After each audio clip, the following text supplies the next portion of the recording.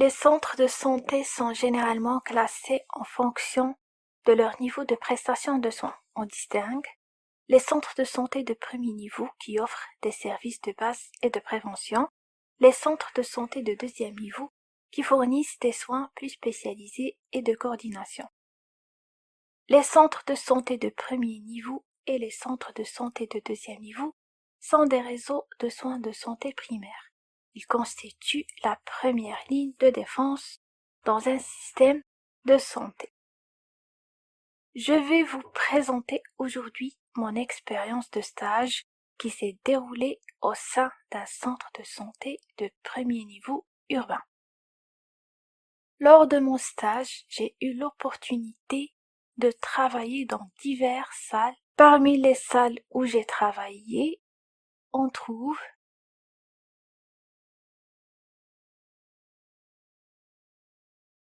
salle de vaccination, salle de soins, salle de pharmacie, salle de planification familiale, PSGA, salle de stérilisation,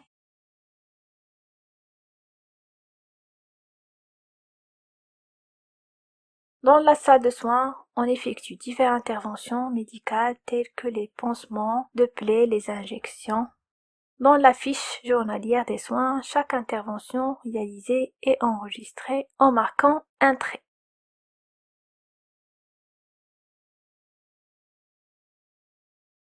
La partie concernant les réfections des pansements a déjà été traitée dans une vidéo précédente. Je vous encourage à la visionner pour obtenir toutes les informations nécessaires. Vous trouverez le lien de la vidéo dans la description.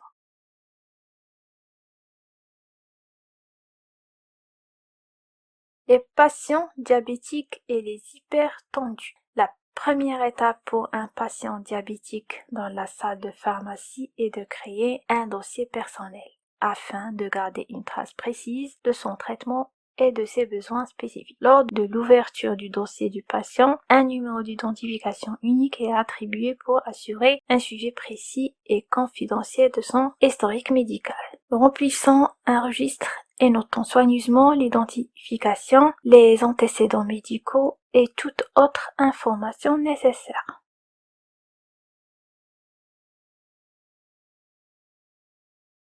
Le système de gestion des patients diabétiques et hypertendus comprend les registres suivants. Un registre des gestions de l'insuline et des antidiabétiques, registre des gestions des antihypertenseurs, registre des gestions de l'insuline et des antidiabétiques oraux.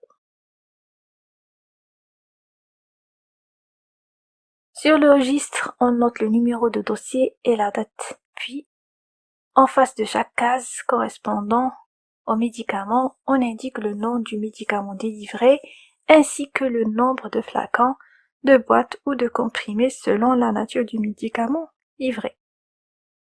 Type d'insuline disponible dans le service: insuline rapide, insuline semi-lente pré-mélangée.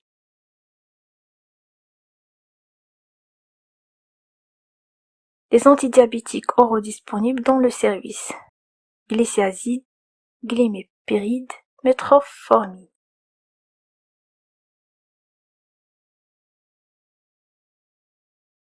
J'enregistre avec précision dans le registre la date d'administration, la quantité et la nature des médicaments administrés aux patients. Les antihypertenseurs disponibles dans le service: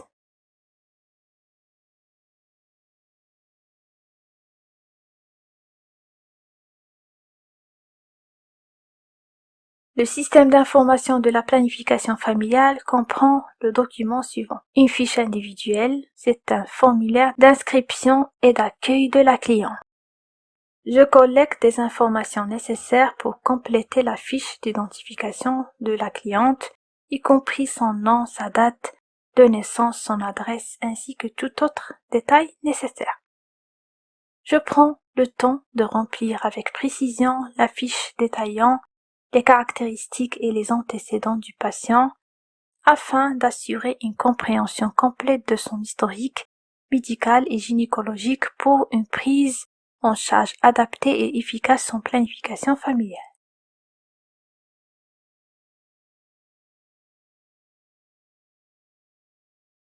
Je réalise l'examen clinique du patient pour évaluer sa santé générale et reproductive. Dans le cadre de l'examen clinique, je procède à la mesure du poids, de la taille et de la pression artérielle. On calcule l'indice de la masse corporelle de la façon suivante. Nous procédons également à l'examen de la muqueuse de l'œil pour chercher une éventuelle anémie. Les conjonctives pâles peuvent indiquer une anémie qui est courante pendant la grossesse en raison des besoins accrus en fer et autres nutriments. L'anémie peut avoir des conséquences pour la santé de la mère et du fœtus. Examen de la thyroïde.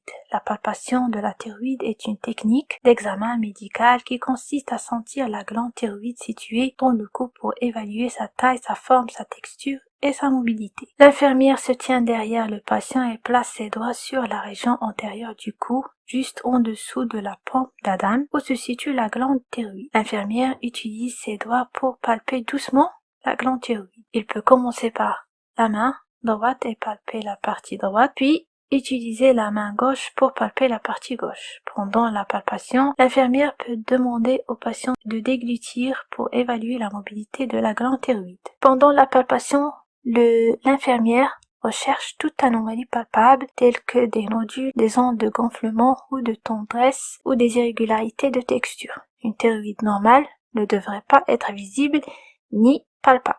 Une thyroïde normale devrait avoir une texture uniforme et lisse lorsqu'elle est palpée. Des ondes de dureté, de rugosité ou de nodules peuvent indiquer des anomalies qui nécessitent une évaluation supplémentaire. Une thyroïde en bonne santé devrait bouger librement lorsqu'on demande au patient de déglutir pendant la palpation. Si la glande est fixe ou présente une mobilité réduite, cela peut être un signe de nodule ou d'autres affections thyroïdiennes. Examen des membres inférieurs à la recherche des varices.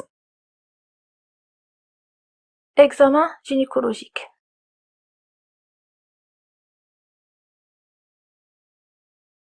L'inspection visuelle et la palpation des seins, y compris la région des aisselles. L'inspection visuelle des seins permet de rechercher une anomalie de la forme du sein, modification de la coloration de la peau ou anomalie au niveau du mamelon. L'examen visuel des seins s'effectue en position debout, permettant une évaluation complète des contours, de la symétrie et des éventuelles anomalies cutanées ou mamelonnaires.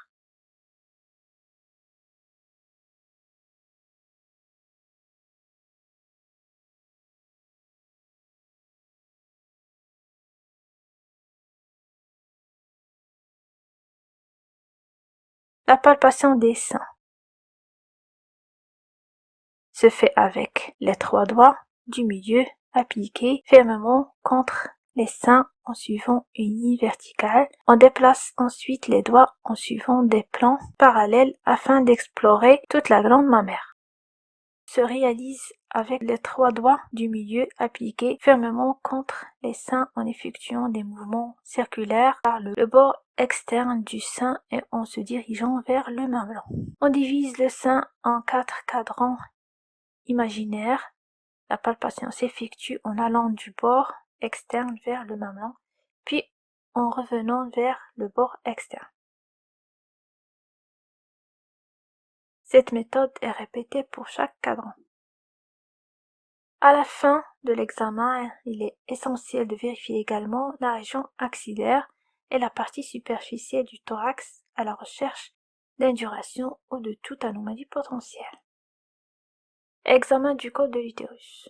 Pour un examen complet du col de l'utérus, on a besoin de des gants stériles, du spéculant, du lubrifiant, éclairage adéquat, serviettes ou draps médicaux. L'examen au spéculant permet de visualiser directement le col de l'utérus pour vérifier la présence de signes visibles de cancer du col de l'utérus.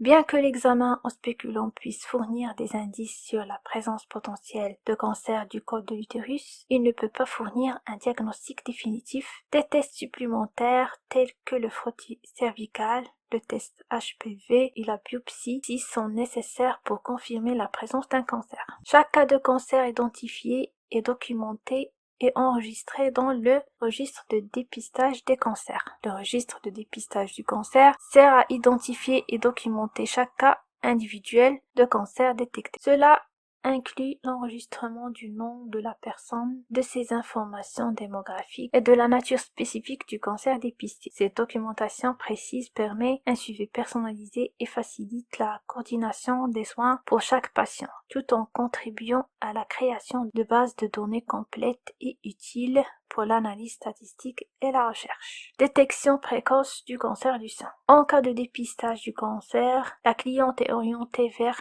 le centre de référence de la santé reproductive pour une évaluation diagnostique et un traitement approprié et sera prise en charge par des médecins et gynécologues spécialisés et recevra des examens cliniques, examens complémentaires, la mammographie, l'échographie, les examens nécessaires. La fiche de référence est principalement utilisée pour transférer des informations clés sur la cliente d'un professionnel de santé à un autre, généralement lorsque le patient est référé à un spécialiste ou un autre service de santé. La fiche de contre-référence est utilisée pour transmettre des informations lorsque le patient est renvoyé au professionnel de santé initial après avoir reçu des soins spécialisés. Elle sert à mettre à jour le médecin référent sur les interventions effectuées et les recommandations de suivi. Le choix des méthodes contraceptives. En tant qu'infirmier, commencez par fournir des renseignements détaillés sur les différentes méthodes disponibles. Ensuite, aidez le patient à faire le choix de la méthode la plus appropriée à ses besoins. Prenez le temps d'expliquer clairement le mode d'emploi de la méthode choisie. Et enfin, assurez-vous de fixer un rendez-vous de suivi pour évaluer l'efficacité et répondre à d'éventuelles questions. Dans le registre de planification familiale, nous enregistrons le nom de la cliente ainsi que la méthode contraceptive sélectionnée. La partie concernant les contraceptifs a déjà été traitée dans une vidéo précédente. Je vous encourage à la visionner pour obtenir toutes les informations nécessaires. Trouvez le lien de la vidéo dans la boîte de description.